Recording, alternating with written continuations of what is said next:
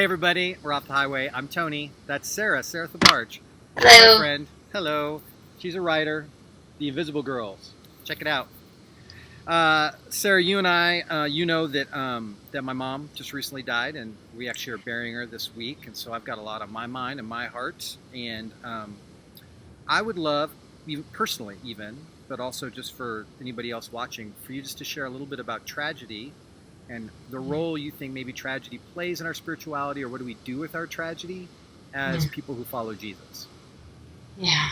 Well, first of all, I'm really, really sorry to hear about your mom. Thank you.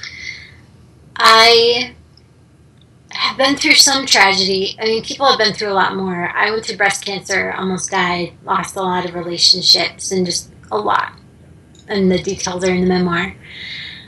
What I learned is that in life's hardest moments, we learn who God really is. Because I think when life is going well and we don't actually need to be fully dependent on God for our very next breath, we can imagine him to be anything we want, and he's kind of this idea floating around, or maybe somebody that we kind of check in with, but when tragedy strikes, we get really desperate for him.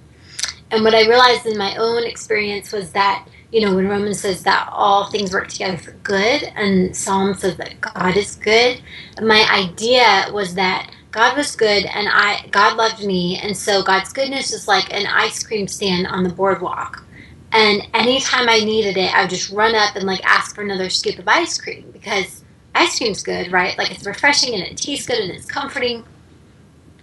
But I think in tragedy, it's like a tsunami comes and wipes out the beach. And we learned that God's goodness never was the ice cream stand, that God's goodness is the rock in the middle of the sea, that the sailor, when he gets thrown overboard in the storm, swims to and clings to for dear life.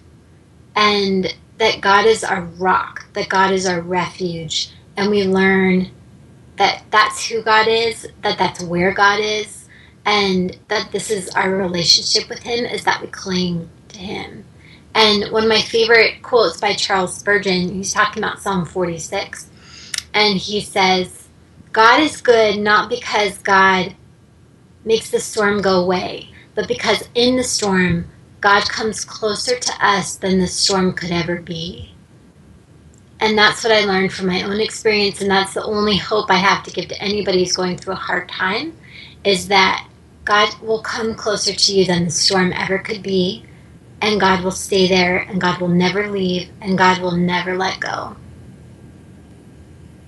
Thank you. That was a great example of why more people need to hear from him. So you have a very, very important voice. Thank you, Sarah. Thanks. Have a great day. Thanks, Tony.